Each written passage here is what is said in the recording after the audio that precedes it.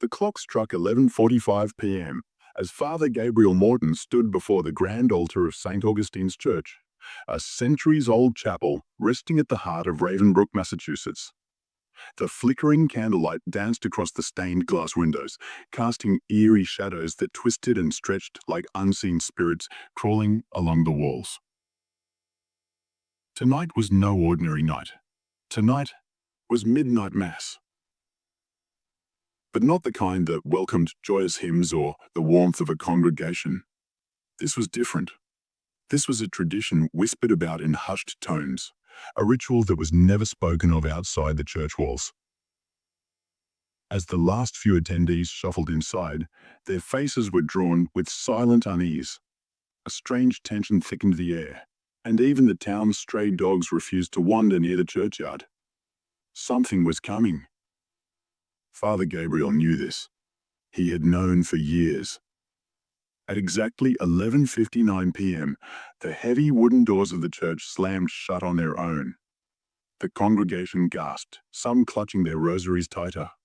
The wind outside howled like a chorus of unseen voices, rattling the stained glass windows. Then, as the final second before midnight faded into oblivion, the church bells tolled 12 times. And the real mass began. The heavy wooden doors of St. Augustine's Church groaned under an unseen force, sealing the congregation inside. A collective breath was held. Eyes darted nervously. Father Gabriel took a slow step toward the altar, his black cassock flowing like a shadow. His hand trembled as he raised the ancient black-bound Bible, the leather cracked with age, the pages yellowed with time. He dared not show his fear, though it crawled inside his bones. The air inside the church thickened. The candles, once bright and steady, flickered violently. A bitter, acrid scent filled the room, burnt flesh. A woman in the front pew, Margaret Holloway, clutched her chest, her breath coming in sharp gasps. "Father," she whispered, barely audible, "it's starting." A low hum filled the air, vibrating through the wooden pews. The sound was unnatural, a mixture of chanting and something inhuman. Father Gabriel turned the golden chalice in his hands, watching as the red wine darkened, thickened, curdled. His stomach twisted. This was not the wine of salvation. It was something else. From the rafters above, something moved. A shadow, long, spindly, watching. Someone screamed. The sound was swallowed instantly by the oppressive silence that followed. Then the first knock came. Boom, boom, boom.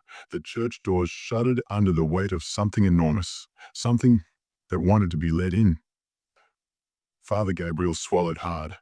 The ritual had begun, and there was no stopping it now. The knocking grew louder, more forceful. Boom, boom, boom. Each strike rattled the very foundation of St. Augustine's Church. The congregation sat frozen, wide-eyed and pale, their breaths shallow. Father Gabriel turned toward the door, his grip tightening around the black-bound Bible. He knew better than to answer, but his body betrayed him, inching closer, as if drawn by an unseen force. "Don't," Margaret Holloway whispered, her knuckles white as she clutched the edge of the pew. The candles flickered out. Darkness swallowed the church. A single distant whisper slithered through the silence. "Let us in." A sudden, sharp gasp came from the back of the church. Jonathan Wilkes, the eldest deacon, had risen to his feet, his body rigid. His head twitched unnaturally to one side. His mouth opened, but his voice was not his own. The mass must continue. His eyes, once a warm hazel, turned into pools of midnight black. A heavy pressure fell upon the room, pushing against their chests, sinking deep into their bones. Father Gabriel felt it. The presence. It was already inside. From the shadows near the altar, a long, spindly figure emerged. Its body was too tall, too thin, its limbs stretching unnaturally. The face was obscured by darkness, but its eyes, black, endless voids, stared directly at him. "You called us." The voice came from everywhere and nowhere, weaving through the air like a song sung in reverse. The door shook violently. The pews creaked and scraped against the stone floor, shifting on their own. The scent of burning flesh thickened, clogging throats, stinging eyes. Father Gabriel clutched his rosary. The beads burned against his palm. This was the price of the midnight mass. And now the congregation had to decide. Would they finish the ritual, or would they become part of it? Father Gabriel's breath came in short, sharp gasps as the figure loomed near the altar, its presence stretching beyond the physical, wrapping around the church like a second skin. The room was unbearably still, as if time itself had bent under the weight of something ancient and watching. Every candle had died, yet an unnatural glow pulsed from the stained glass windows, a sickly red light flickering like fire, as if something on the other side was pressing against the glass, desperate to get in. Jonathan Wilkes' body convulsed, his mouth stretching open in a silent scream. His fingers clawed at his throat as if trying to tear something out. His body jerked once, twice, then suddenly a thick, black substance poured from his lips, dripping onto the cold stone floor, hissing like acid as it ate through the cracks. The congregation screamed, scrambling back, knocking over pews in their panic. But there was nowhere to go. The doors were shut, the windows unbreakable, and the air itself had thickened into something solid and suffocating. A new voice slithered through the room, deep and guttural, like something speaking from within the walls. "You gather in the name of him. But do you know what you have called?" The entity by the altar tilted its head, its black eyes reflecting nothing.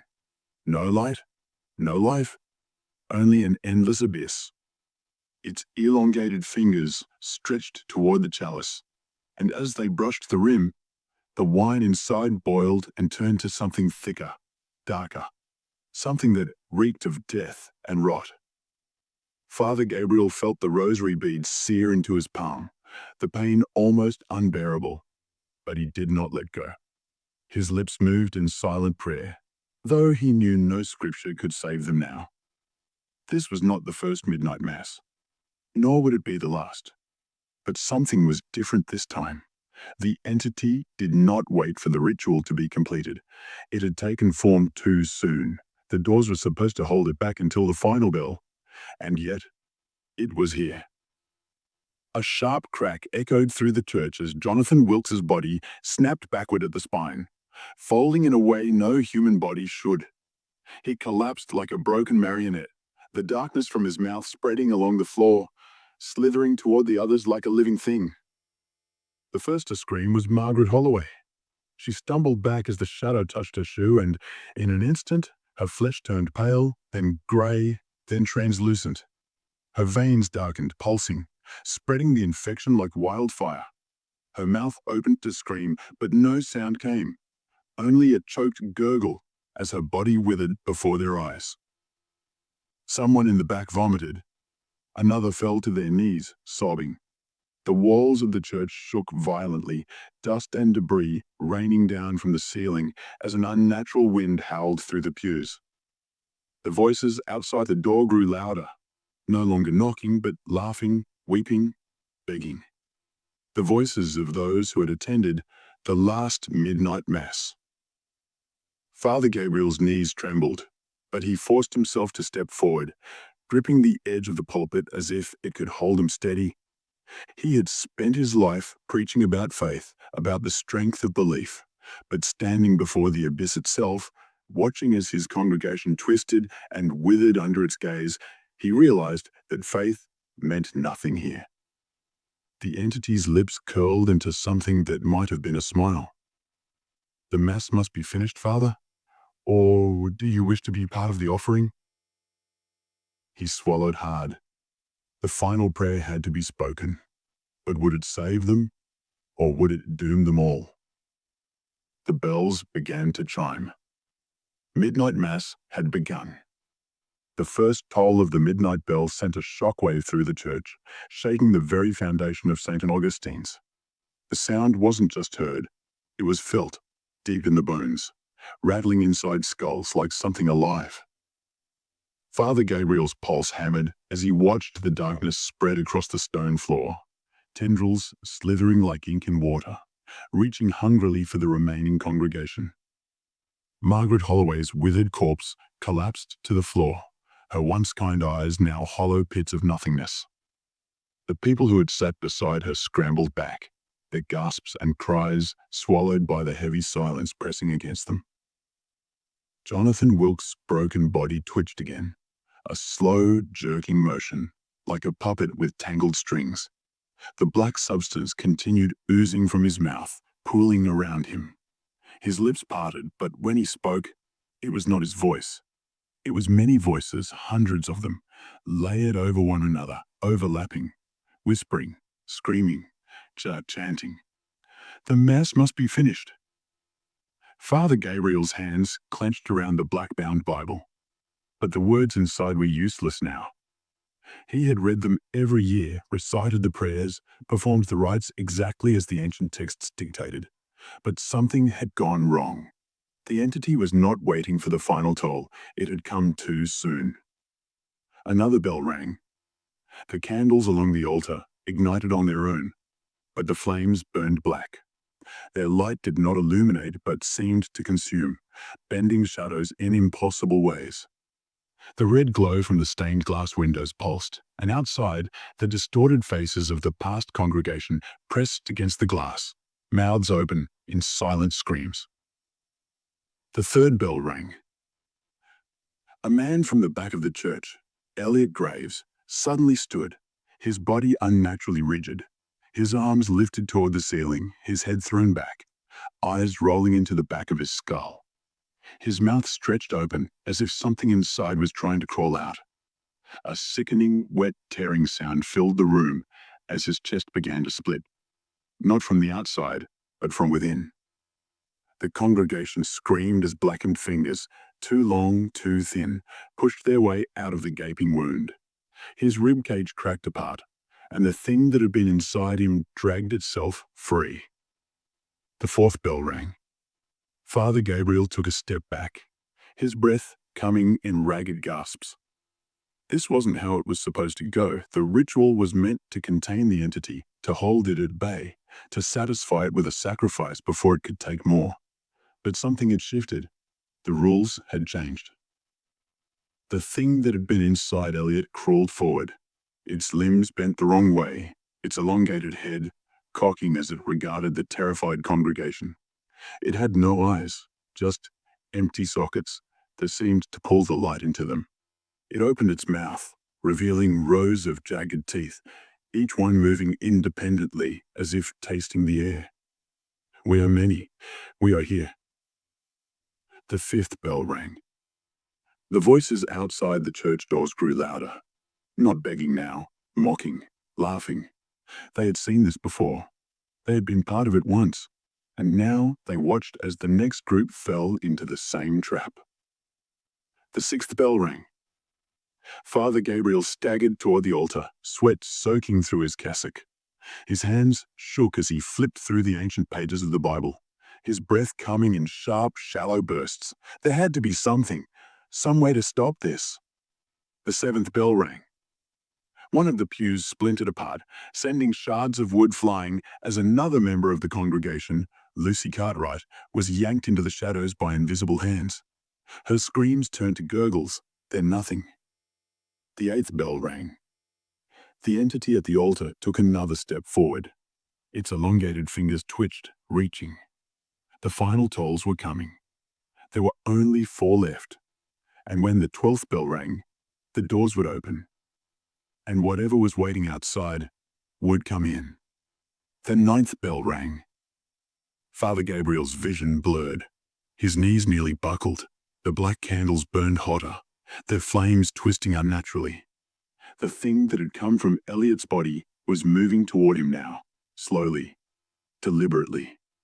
The 10th bell rang. A cold hand clamped around Gabriel's wrist. He gasped, turning sharply. It was Margaret Holloway. She was standing again, but her face was wrong.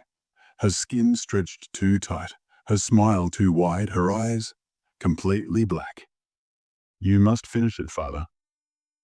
The 11th bell rang. The shadows lunged. The final bell was about to strike. The doors were about to open. And this time, no one would leave. The sound came not just from the bell tower, but from everywhere, inside the walls, beneath the floorboards, deep within their skulls. The church itself was ringing, vibrating with the force of something vast and hungry. Father Gabriel wrenched his wrist free from Margaret Holloway's cold, unnatural grip, stumbling back against the pulpit. The black candles flared, their flames twisting into screaming faces, mouths open in endless agony. The thing that had emerged from Elliot Graves was nearly upon him, its jagged teeth clicking in anticipation. The congregation was in chaos. Some had already been dragged into the dark corners where they would never be seen again. Others were praying, sobbing, clawing at the locked doors. But it was too late. The final bell was ringing.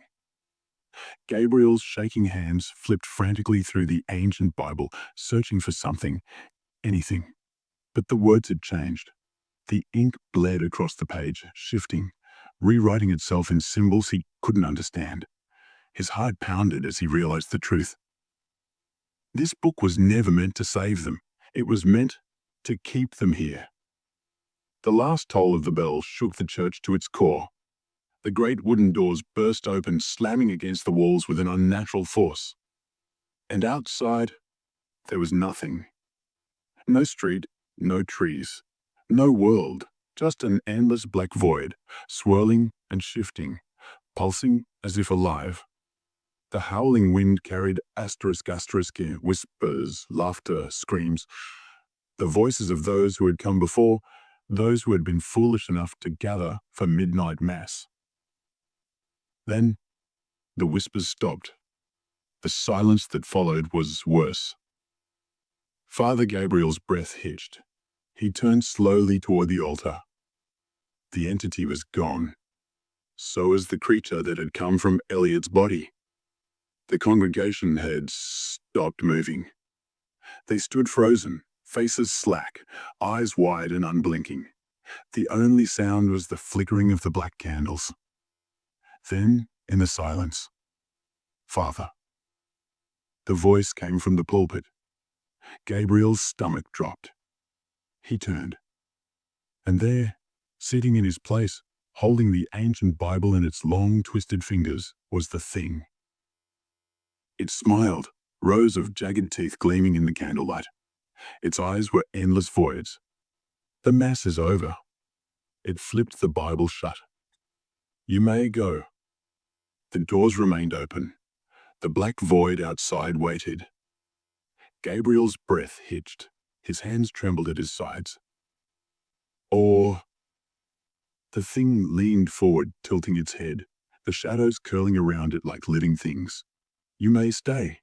A single choice. Outside, the abyss.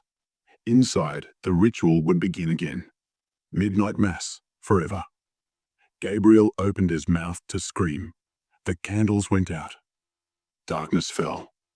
And then, the bell rang once more. Darkness swallowed the church.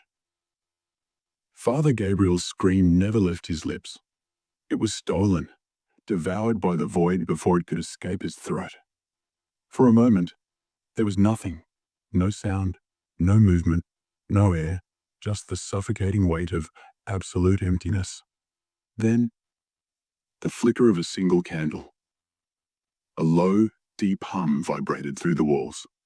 The pews groaned as if something unseen was settling into place. The doors creaked.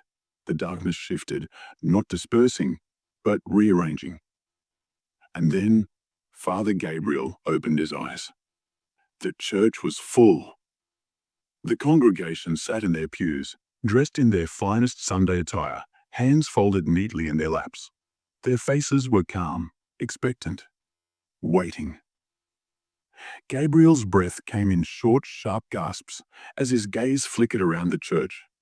Jonathan Wilkes sat in the front row, smiling. Margaret Holloway was beside him, her face untouched by decay. Elliot Graves, Lucy Cartwright, all of them were here, whole, unharmed, alive. No, not alive.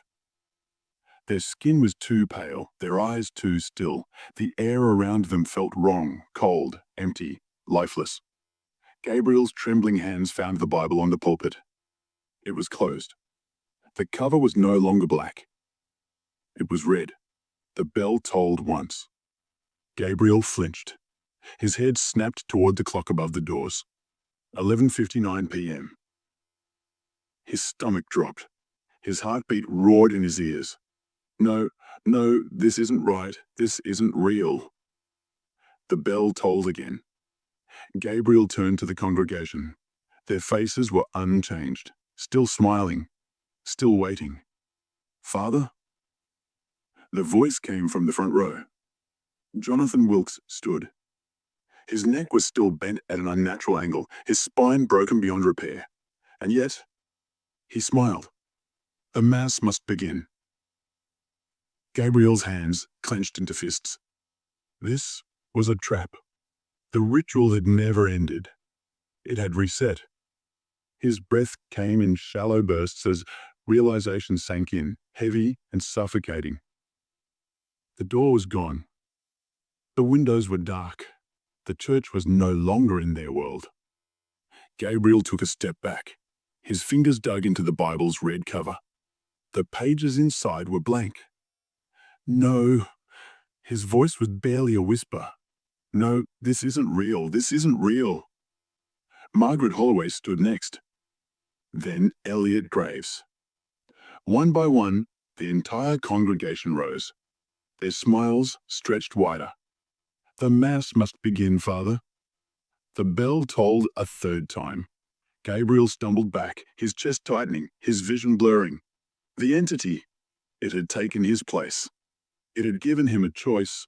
He had chosen wrong. The bell tolled again. Gabriel's breath caught. The congregation stepped forward. The candles flared black. The church sealed shut. And midnight Mass began once more. Forever. The story ends here. If you liked this horror story, don't forget to like the video and subscribe to the channel. Also, turn on the bell icon so you can get notifications for my videos first. So let's meet again with another spine-chilling horror story. Until then, bye.